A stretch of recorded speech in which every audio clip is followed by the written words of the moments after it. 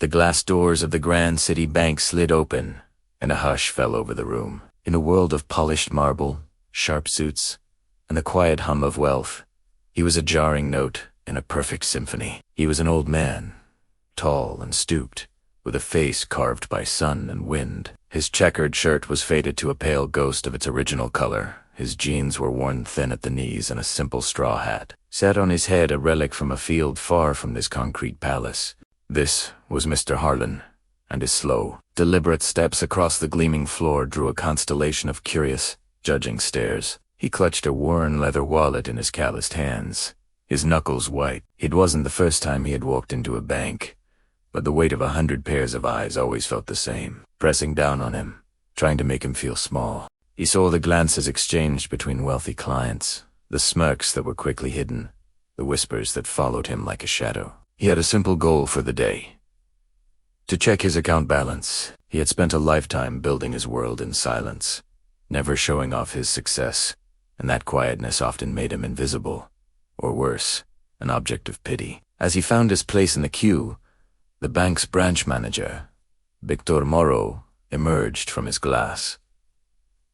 Walid office. Victor was a man sculpted by ambition, young, handsome, and poured into a dark blue suit.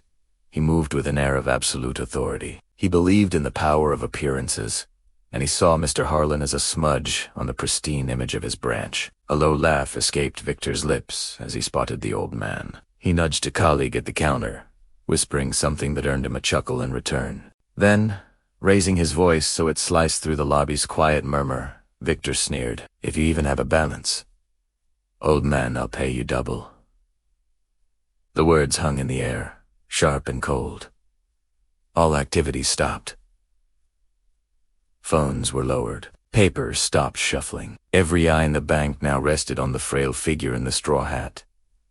Mr. Harlan did not lift his head. He felt the sting of the insult, a familiar pain that had followed him for years. He remained silent, his shoulders stooped, carrying the burden with a quiet dignity that his tormentor could never understand. What Victor didn't know, what no one in that room could possibly guess, was that the humble man he had just ridiculed wasn't just a customer. He was the owner of the entire banking empire, the silent founder who had laid every brick of his fortune with his own two hands. The clerk at the counter finally called Mr. Harlan forward, his voice thick with amusement from his boss's cruel joke. The old man stepped up, placed his identification on the counter, and waited. The clerk's fingers danced over the keyboard, a smirk playing on his lips. But then he stopped. The numbers that flashed onto the screen didn't make sense. His smirk vanished, replaced by a slack-jawed stare. He leaned closer, his eyes widening as he scanned the long line of zeros. It was a fortune so vast it could buy the building, the street, the entire city block. His hands began to tremble. "Sir, your account, ... Double quotes, he stammered, unable to finish the sentence. Sensing the shift in the air, Victor strode forward, a confident laugh booming from his chest. "Come now, don't tell me he actually has something in there." But the clerk's stunned silence made him pause.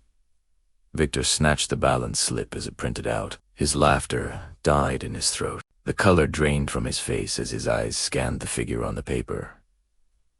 The number was astronomical. His arrogance dissolved like smoke. His own hand started shaking as a horrifying realization dawned on him. This man, this humble farmer he had mocked, was the very person who held his entire career in his hands.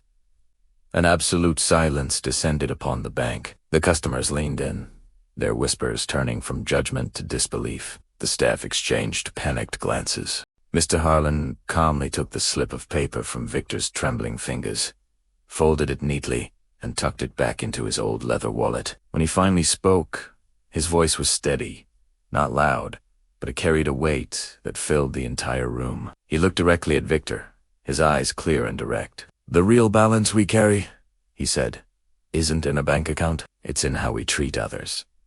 With those words, he turned to leave. His slow, heavy steps echoed like thunder in the stunned silence. Victor's face burned with a shame so intense, it felt like a physical blow. Suddenly, every polished surface in the bank became a mirror, reflecting his own cruelty back at him. The laughter he had used as a weapon now echoed in his ears, as a mark of his disgrace. The customers who once looked at him with respect now stared with open contempt. But Mr. Harlan wasn't finished. He stopped just before the glass doors, turned, and addressed everyone in the lobby. His voice was no longer just steady. It was filled with a deep warmth that seemed to touch every person in the room. "I grew up with nothing," he began. "Every dollar I ever earned came from sweat and sacrifice. I built this bank not to create a place for the arrogant, but to give families a place of hope, to help good people build their dreams. I built it to remind everyone that respect must always come before wealth. When you see someone who looks tired and worn, remember that you know nothing of the battles they have fought. Treat them with the dignity you would want for yourself."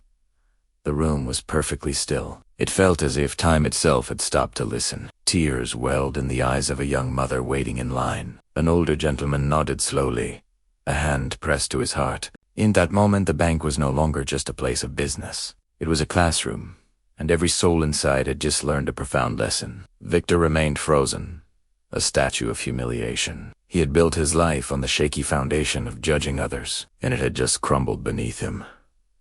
Mr. Harlan left without another glance in his direction, stepping back into the sunlight from which he came, leaving behind a silence heavier than any spoken scolding. The story of that afternoon spread through the company like a wildfire. Within days, Victor was summoned to a meeting with the board of directors. At the head of the long, imposing table sat Mr. Harlan, no longer in a straw hat and faded shirt, but in a simple, well-fitting suit that could not hide his inherent humility. He looked at Victor, not with anger, but with a deep, profound disappointment.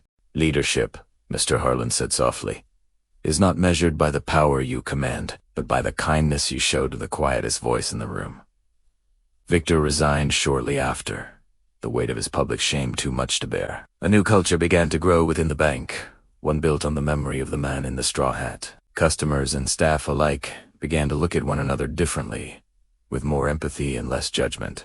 Mr. Harlan continued to live his life just as he always had, simply, quietly, and with profound dignity. For him, wealth was merely a tool.